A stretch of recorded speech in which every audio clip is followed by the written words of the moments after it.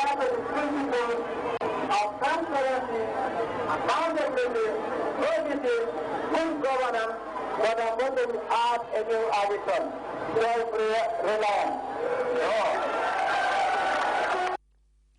Few months after the first anniversary celebrations ended, the Gambia was on the whole looking forward to building something that it never had since time immemorial, the University Extension Project.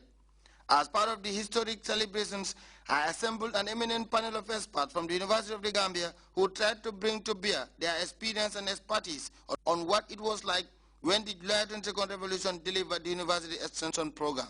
The University of the Gambia, against all odds, against all skeptics, is a success story. We have been tasked to build a world-class university, and we are trying to set it on the path of a world-class university.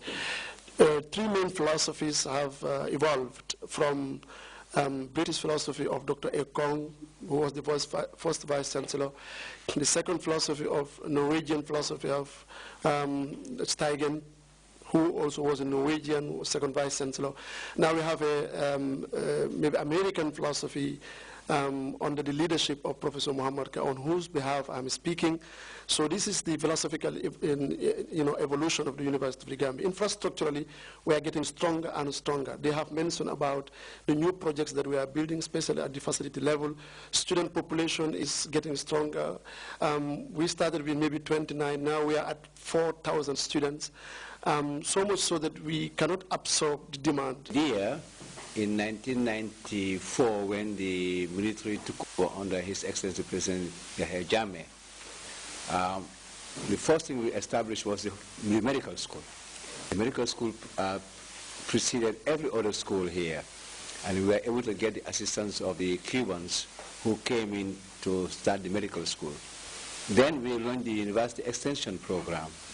The University Extension Program was the forerunner. We ran the University Extension Program for about 2 years so that we can develop the act to establish the University of the Gambia. By that time, we used to have lecturers from Canada to come in and lecture and go. That was the UEP. I think the current Secretary General has been a graduate of the UEP. As the July 22nd Revolution clocked 19, people from various walks of life are speaking their minds about the dividends that the revolution has brought to the country. Ibrahim Balde, Grts News. One of the first major developments ushered in by the July 22nd Revolution is the SL Kerawan Road project that came as a huge relief to people in the North Bank of the Gambia. As we observe another anniversary of the July 22nd Revolution, our farmer Fofana hit that very road to revisit that intervention and other infrastructural projects under the Second Republic. A high-quality road network is considered as one of those catalysts for any socio-economic development. Well, one part of the country that prides itself on that since the advent of the July 22nd Revolution is the North Bank of the Gambia. It first started with the Esau Kerawan Road in the early years of the Second Republic, and for a frequent traveler and a keen APRC supporter like Tafa Diba, the differences ushered in by this landmark infrastructural development are just massive and life-changing.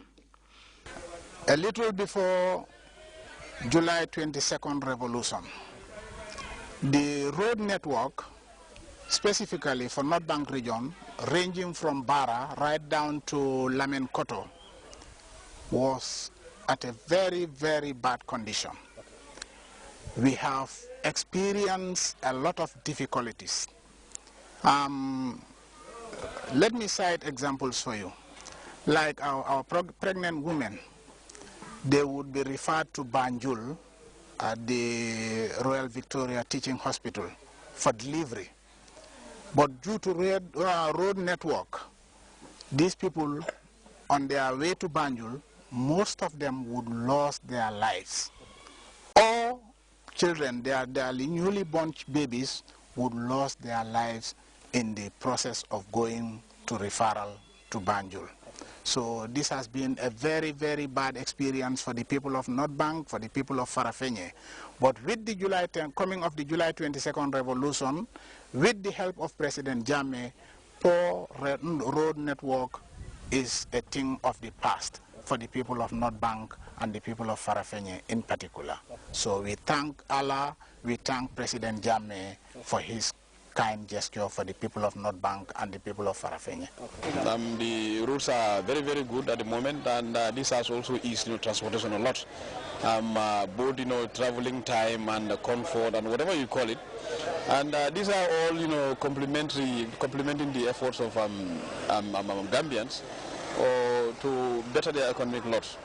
Because without good routes, we are quite familiar with the problems that we had, pre-1994 concerning transportation.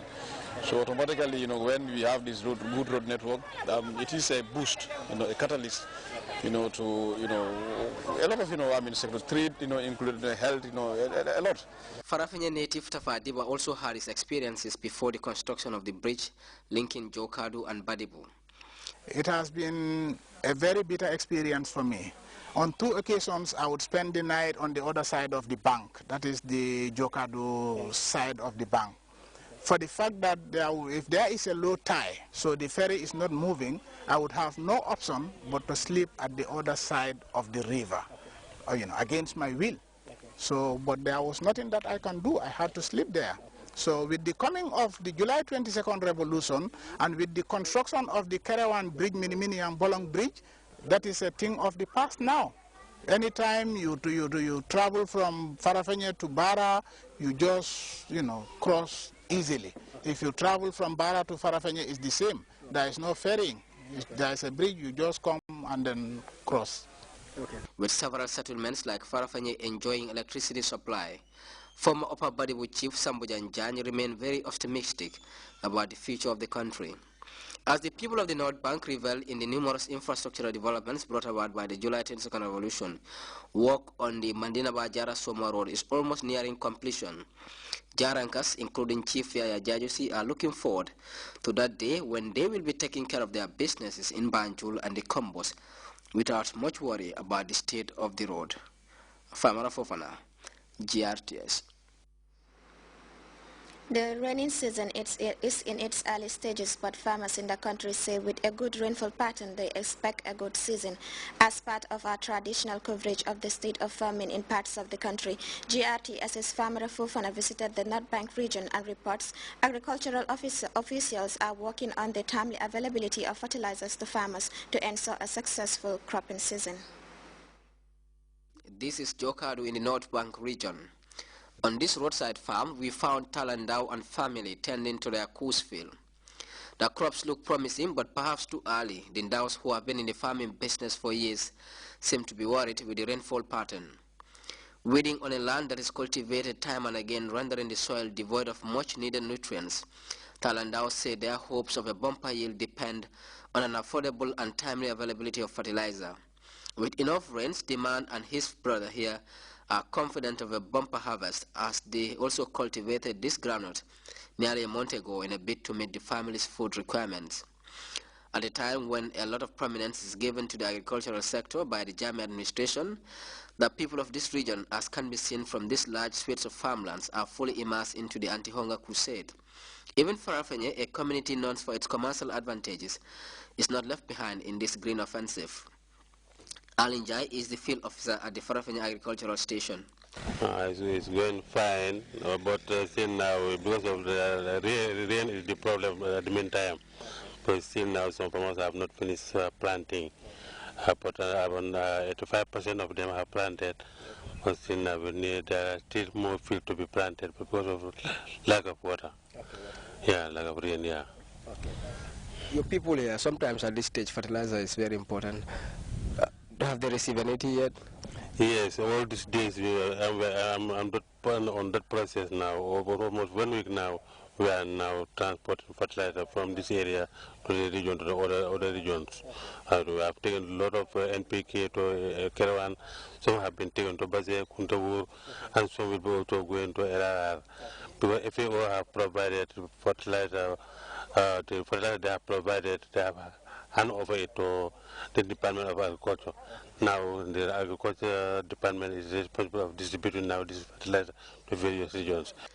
Our provincial tour of farms coincided with a field visit by the Deputy Director General of the Department of Agriculture, presenting us the perfect opportunity to quiz Falolo Samate about the state of affairs in relation to concerns raised by farmers like the Ndaus in the Jokadu settlement. We the herb fertilizer